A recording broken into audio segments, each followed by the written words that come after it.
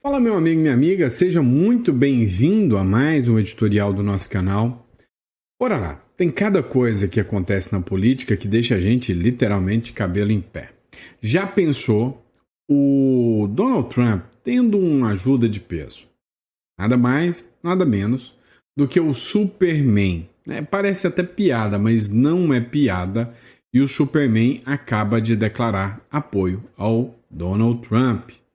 Outro assunto que a gente vai falar ainda nesse editorial, para começar bem descontraído, né? A sexta-feira, sextou, é estratégia, né? Do Alexandre de Moraes. Será que o Moraes vai dar um julgamento justo do recurso contra a prisão do Bolsonaro, a prisão domiciliar? Pois é, adivinha.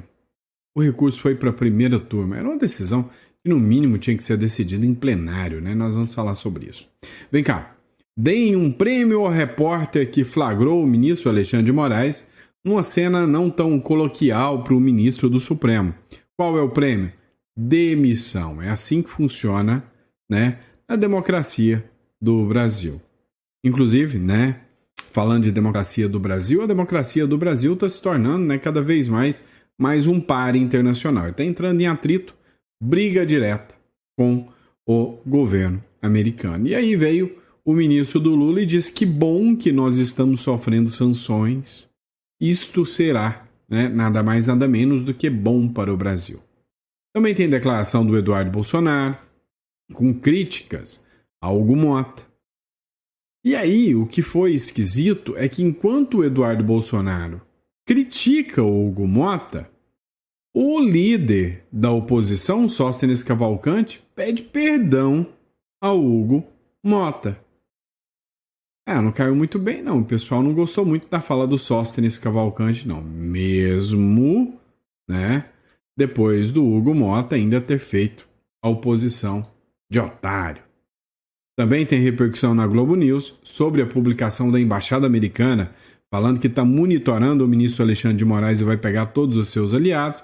Enfim, vamos falar sobre tudo isso nesse editorial. Então, sejam todos bem-vindos. É sempre um prazer enorme estar aqui com vocês, discutir um pouquinho sobre todas essas pautas aqui no nosso canal. Então, você que não é inscrito, não esqueça de se inscrever no canal, curtir, compartilhar. É sempre muito importante seu apoio aqui conosco, tá bom? Espero que você goste do conteúdo que a gente prepara com todo carinho para você. Recadinho rápido, pessoal. Você já tem um plano B sobre o Brasil? Você acha que realmente o Brasil vai melhorar? Tá indo bem? Calma que a gente vai falar sobre isso. Então, antes de mais nada, vamos entender as notícias que estão acontecendo hoje, para a gente entender um pouquinho se vale a pena apostar todas as fichas ainda aqui no Brasil e não ter um seguro, um plano B. Vamos para cima? Vem comigo. Vamos começar de notícia internacional. Já imaginou o Superman? Agora um novo, vamos dizer assim, agente do ICE. Pois é. O Donald Trump, ele não brinca em serviço. Literalmente, o Donald Trump é um cara que surpreende a todos que acompanham a geopolítica, como eu estou sempre falando sobre a política e a geopolítica aqui com vocês. O ator que fez o Superman será voluntário em programa de deportação em massa de Donald Trump. Pois é. Além de tudo, né, ele também criticou o Superman novo, né, o Superman woke, né, virou um crítico da esquerda. O Dan Cain, né, conhecido por interpretar o Superman lá na série Lois e Clark, As Novas Aventuras do Superman. Isso é lá do nosso tempo, tá? 1990, na época que eu ainda era... 1990, eu era menina ainda, viu, gente? Pode não parecer, mas eu ainda era molecote, tá? Quando começou 1990, eu tinha meus 8 aninhos de idade, tá? Novinho. Então, eu gostava de correr para assistir, né? Só que não dava, era muito pobre, não tinha condição de assistir. Quando dava, a gente assistia, né? O ator Dan Cain marcou a memória de muitas pessoas aí, né? Então, não sei se você lembra, coloca no comentário. Ele, nada mais nada menos, se alistou no Serviço de Imigração e Alfândega dos Estados Unidos, o ICE, na sigla em inglês, para apoiar a agenda anti-imigração do presidente Donald Trump. Em entrevista ao canal Fox News, o Cain afirmou que já era xerife, adjunto e policial da reserva, mas o que não fazia parte do ICE ainda. O ator ainda disse que os Estados Unidos foram construídos por patriotas que fizeram a coisa certa e que acredita que se alistar no ICE seja justamente a coisa certa. No mês passado, às vésperas do lançamento do novo filme do Superman, Cain havia se envolvido em polêmica ao dizer que o longa-metragem era woke, depois que o diretor James Gunn afirmou que o super-herói era um imigrante, né? E aí, o Superman é imigrante, né? Veio de outro planeta para o planeta Terra. E aí, cara, assim, eu procurei alguma coisa a mais sobre essa matéria aqui, porque eu gostava, eu era fã do programa. Eu não sei se ele não ganhou grana igual os outros atores aí de Hollywood, e teve que se alistar literalmente, vive disso, porque tem muita gente, né? Que vive uma vida boa, mas não conseguiu fazer aquela fortuna, né? Essa semana eu assisti até, olha eu saindo do foco aqui, conversando besteira contigo. Mas é porque tá ruim de matéria também, eu quero conversar fiado, tá? O Jacaré, você lembra do El Chan lá, do Jacaré, que lá viralizou? Virou policial, corretor, lá no Canadá também, eu assisti um vídeo há pouco tempo atrás, né? Nem todo mundo consegue juntar fortuna, e aí eu não sei, eu acho que realmente ele se alistou para trabalhar mesmo. É interessante essa matéria. Se já sabia sobre isso? Coloca no comentário. Vamos lá. Aqui na República Democrática das Bananas, aqui tudo é muito transparente, até o recurso do Bolsonaro. Pois é, matéria da revista Fórum, Left People, extrema esquerda, né? Recurso de Bolsonaro contra prisão domiciliar deverá ser rejeitado pela primeira turma. A primeira turma do STF é composta pelos ministros Alexandre de Moraes, Carmen Lúcia, Flávio Dino, Cristiano Zanin e Luiz Fux. A gente boa, né? Todo mundo gente boa pra caramba. E aí eles vão julgar o recurso do Bolsonaro. A chance, né, do recurso do Bolsonaro ser favorável é a mesma chance, né, do Lula virar de direita. O ministro Alexandre de Moraes, do Supremo Tribunal Federal, irá levar ao plenário da primeira turma o recurso apresentado pela defesa do ex-presidente contra a decisão que determinou sua prisão domiciliar. A medida segue o risco previsto no regimento interno do STF, segundo o qual recursos contra decisões monocráticas devem ser analisados por um colegiado. A primeira turma do STF é composta pelos ministros Alexandre de Moraes, Carmen Lúcia, Flávio Dino, Cristiano Zanin e Luiz Fux. A expectativa nos bastidores da corte é que a maioria dos integrantes mantenha a decisão de Moraes, rejeitando o recurso de Bolsonaro. Eu tô maluco para ver, sinceramente, né? Gostaria muito de ver eles colocando a digital deles. Porque até agora, né, o sancionado pela lei Magnitsky foi o Alexandre de Moraes. E aí surgiu um boato, burburinho, fofoca, fuxico, tá? De que eles racharam com o Alexandre de Moraes, inclusive teria uma cartinha pelo Alexandre de Moraes contra o Donald Trump, e aí não quiseram assinar não, rifaram o Moraes. Inclusive teve uma reunião depois da Magnitsky também, dos 11, 6 apareceu, 5 nem quis brotar lá, né? Para não tomar a lei Magnitsky. Agora, o Moraes manda o recurso do Bolsonaro, e aí seria interessante se todo mundo ia pôr o dedão lá, né, a digitar e falar, eu condeno o Bolsonaro, Trump. O que você acha? Dali, o que você acha que vai ser o voto? Eu acho que eles vão enrolar, vão segurar e não vão votar, nem que sim, nem que não, Bolsonaro já está preso mesmo, não vão julgar o recurso. Agora, se julgar, talvez o Fux pula fora. Os outros 3 vão todos votar contra o Bolsonaro, eu não tenho dúvidas disso. Pessoal, um vídeo bem interessante que eu separei aqui para vocês, do Paulo Coutinho, né? Ele trabalha com investimento, eu achei muito interessante. O Brasil está sendo reprecificado. Decadência. Algumas pessoas perguntaram se o Brasil está mudando, como que está o Brasil? Cara, olha essa análise dele aqui, vale a pena. O Brasil não está em crise, o Brasil está em transição de país relevante para território completamente irrelevante. No momento em que o mundo vive a maior reorganização geopolítica desde a Guerra Fria, e o governo brasileiro, infelizmente, opta por romper consensos ocidentais e fletar com regimes autoritários. Não é só ideologia, pessoal, é uma sinalização grave. O Brasil está dizendo ao capital global que os seus valores estão completamente desalinhados com a segurança jurídica, com a estabilidade e com a previsibilidade. A crise não é só política, ela é institucional. Quando o ministro da Suprema Corte, que a gente viu aí essa semana, sem respaldo nenhum de colegiado, toma decisões unilaterais com repercussões diplomáticas globais, o que rompe é a confiança. A confiança do quê? Do Estado de Direito. E quando o Executivo apoia esse tipo de conduta, o risco é completamente soberano e agrava-se mais ainda. O Brasil passa a ser percebido como uma jurisdição completamente instável, onde o poder se concentra nas mãos e não se distribui isso.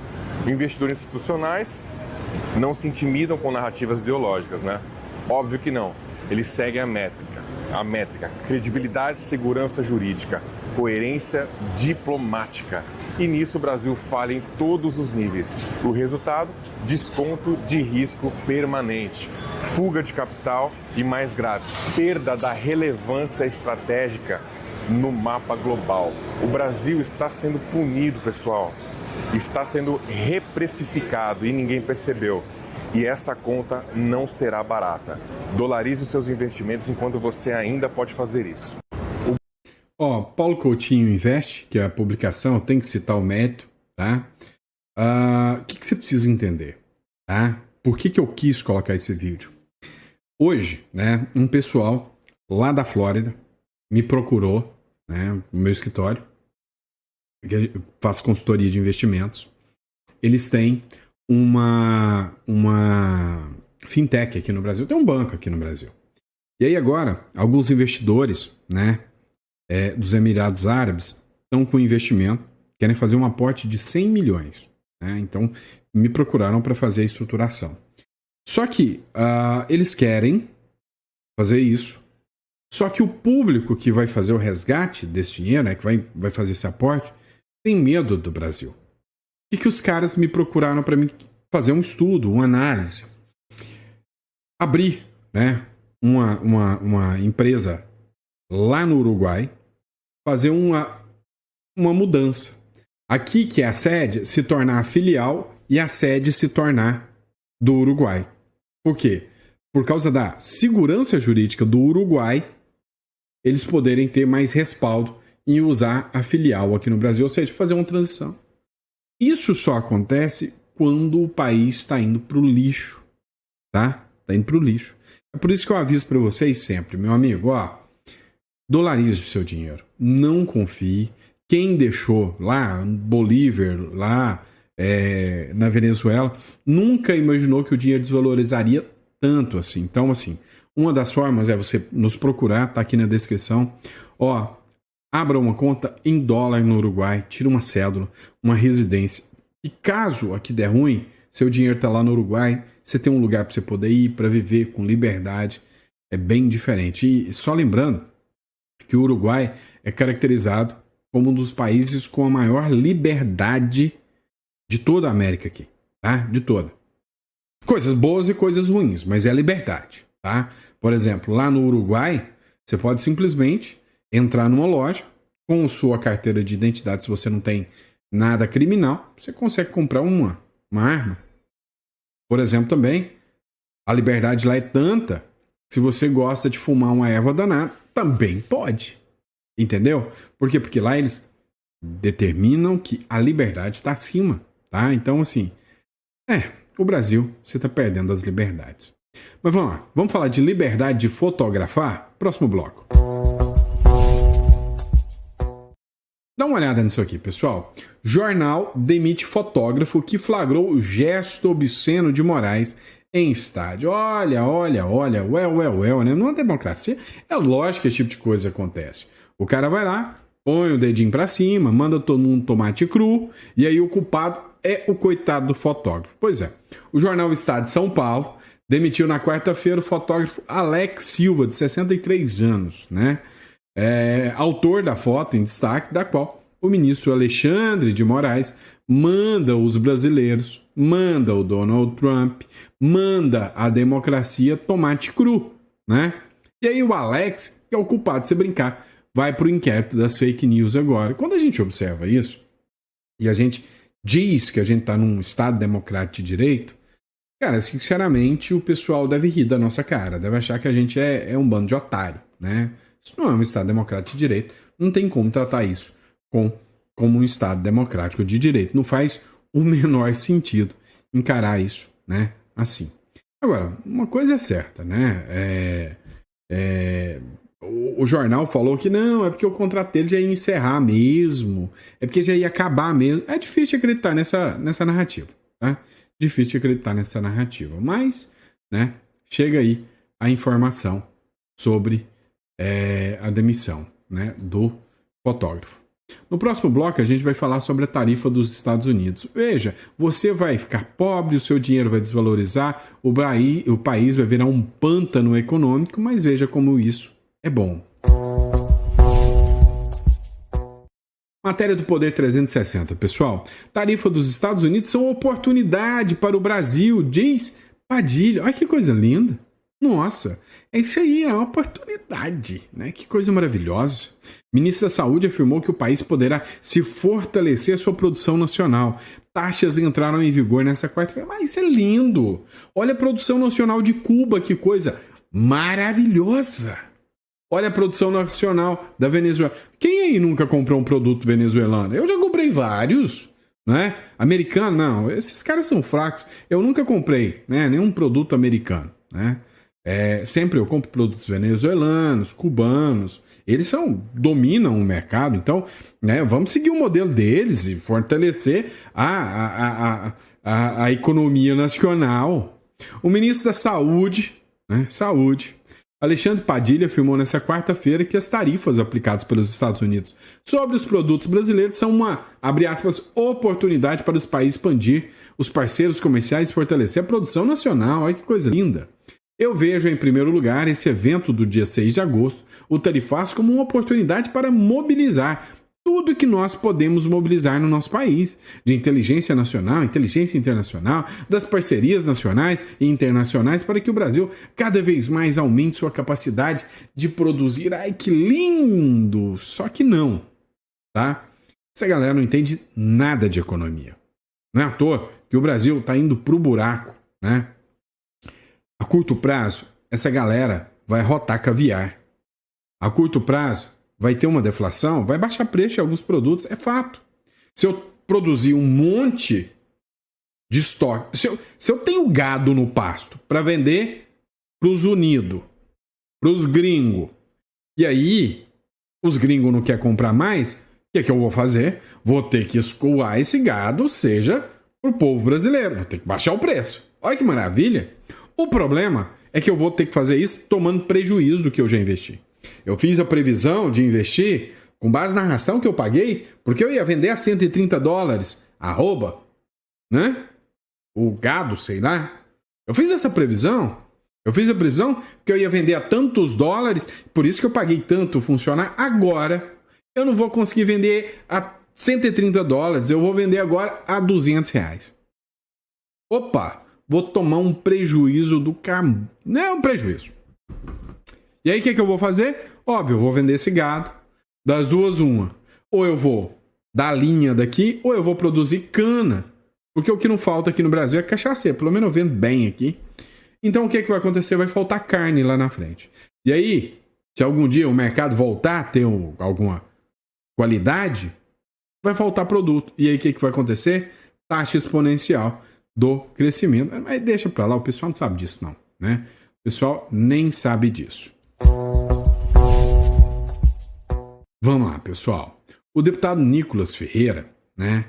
Vocês viram o que aconteceu ontem. Eu fiz até um vídeo falando, derrubaram o Nicolas Ferreira. Olha o que aconteceu. E na Câmara dos Deputados, ontem, na hora que o Hugo Mota ameaçou a oposição, mandou jogar a polícia em cima deles, suspendeu o mandato deles, o Hugo Mota foi lá e assumiu, né, a cadeira da presidência de novo. Logo atrás do Hugo Mota, vocês conseguem ver o Nicolas Ferreira. E aí, o passador de pano, Nicolas caindo atrás da cadeira. Caiu de velho, ele já é um idoso. Tava lá e caiu, né? Dá uma olhada. A forma que ele caiu. Presidente Hugo Mota, portanto, vem aqui, abre os trabalhos. Opa, eu vi uma coisa ali, vocês viram? E aí, Vamos repetir, vamos ver de novo. Presidente Hugo Mota. Você vai ver uma pessoa ali aparecendo ali, dá uma olhada. Portanto, vem aqui, abre os trabalhos. E aí. Derrubou é pênalti, tá? Que é isso. Essa aí é a deputada Camila Jara. Diz ela que não fez nada. O Nicolas Ferreira, do PL, diz que foi empurrado pela deputada Jara, do PT. A deputada Jara, do PT, essa moça aqui, divulgou uma nota dizendo que não teve qualquer ato de violência, ela não empurrou ninguém, não. E que está sendo ameaçada depois do episódio. Presidente Hugo Mota, portanto, vem aqui, abre os trabalhos. E aí. É impressionante como a turma do PT, né, consegue criar narrativas em cima de fatos. Pô, tá nítido e evidente através do vídeo ali que teve um empurrão. Ah, pelo amor de Deus, né? Falando ainda desse caso do Hugo Mota, dá uma olhada nisso aqui. O Eduardo Bolsonaro criticou a presidência do Hugo Mota, com razão, né? Com razão. Tá todo mundo criticando a presidência dele. Hoje levou porrada. A Globo falou que ele é um futuro ex-presidente. Por quê? Porque ele não chega à altura do Lira. A Globo fala que eles deveriam ter descido a borracha. Não, democrático pra caramba a Globo. Devia ter mandado a polícia descer a borracha em cima dos deputados que obstruíam a Câmara dos Deputados. Já o Eduardo Bolsonaro fez críticas e disse que a obstrução feita por congressistas da oposição na Câmara dos Deputados e no Senado foi um recado simbólico a presidentes das casas legislativas, tanto o Hugo Mota quanto o Davi Alcolumbre. O Davi Alcolumbre, por sua vez, ele já foi com uma visão diferente. Ele foi lá e falou, ó, não vou pautar o impeachment, não vou estar nem aí com vocês, nem que 81 senadores queiram o impeachment. Quem manda nessa bagulho toda aqui sou eu. E disse que não ia pautar. Agora, uma coisa me chamou a atenção. O Sóstenes Cavalcante, que é o líder da oposição, foi lá pedir perdão, desculpinha, Hugo Mota, pelo que eu falei sobre Vossa Excelência. Da onde? Quero agradecer a Vossa Excelência, que inclusive comigo foi muito paciente. E eu não gosto de fazer coisas, apesar que eu não fiz isso público, não dispus isso publicamente, mas não estou paciente. Eu, Vossa Excelência, não fui correto, te peço perdão da tribuna da Câmara. E não fui correto no privado, mas só questão de vir público de pedir perdão.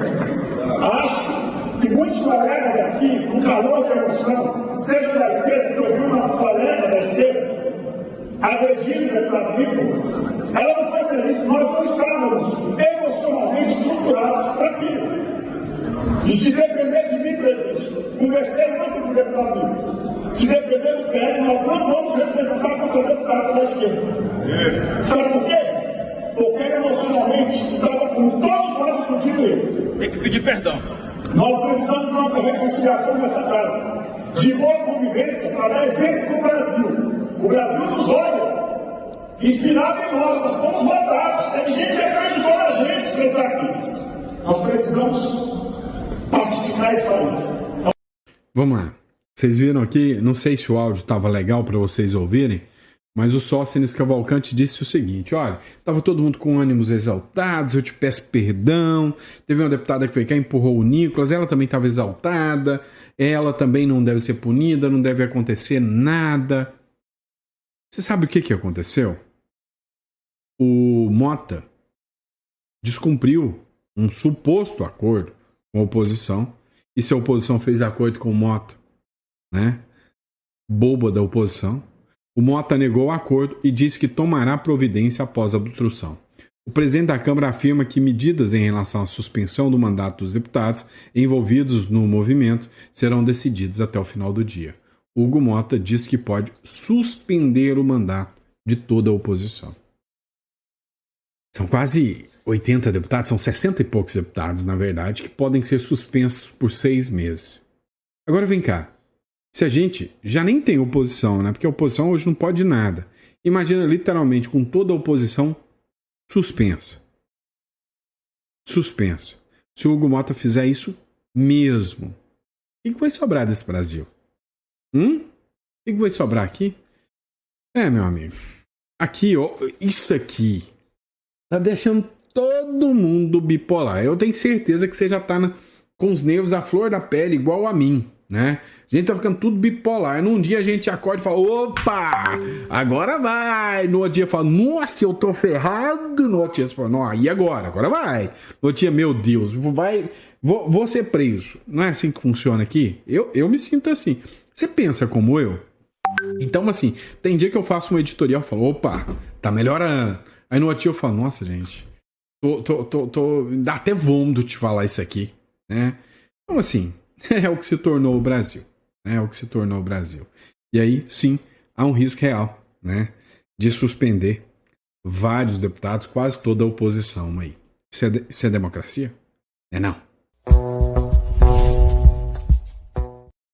E aí, para te deixar mais preocupado um pouco, né? Sua opinião. Vamos lá. Olha o contexto todo. Não estou falando de ganhar as eleições só, tá? Estou falando no todo. Em 2026, o Lula permanece presidente ou não?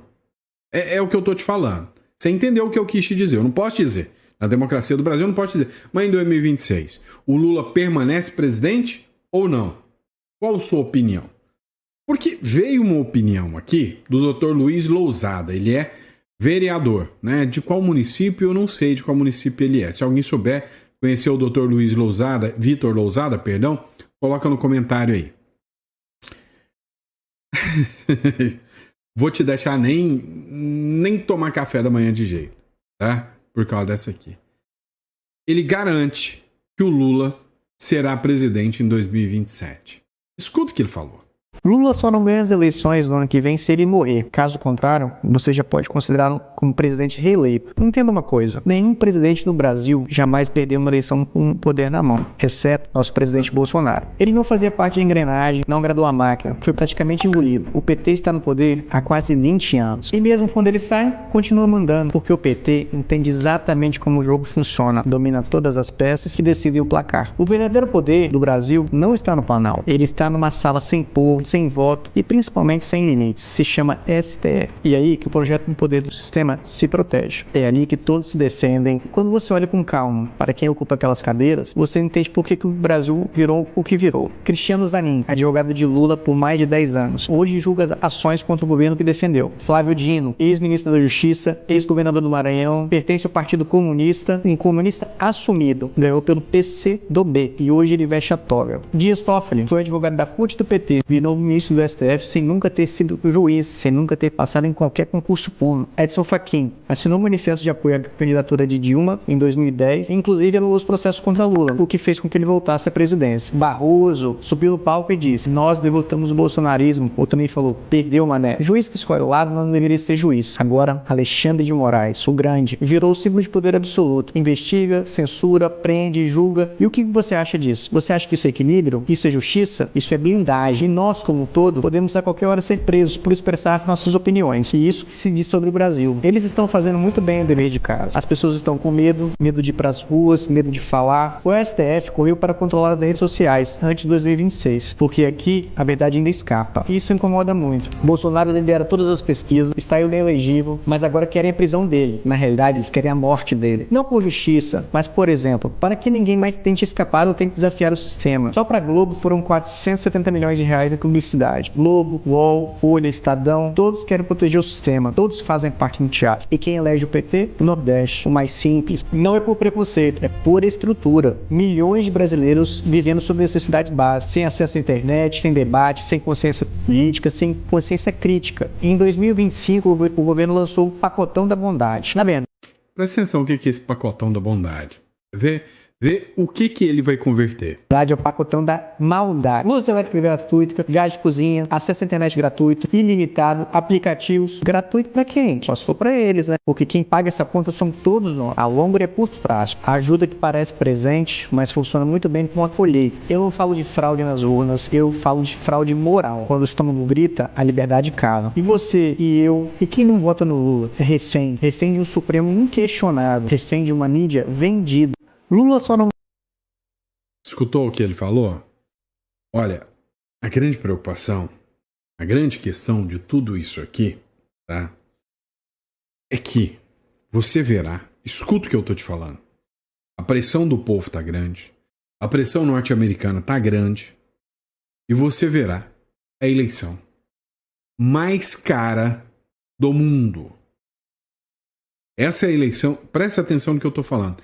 Essa eleição vai ser a eleição mais cara do mundo para o Lula ganhar a eleição. E ganhando Lula, ganhando Bolsonaro ou alguém da direita, não vai ser nem o Lula e nem ninguém da direita que vai pagar essa conta. Você sabe quem que é? Acertou. Você, eu.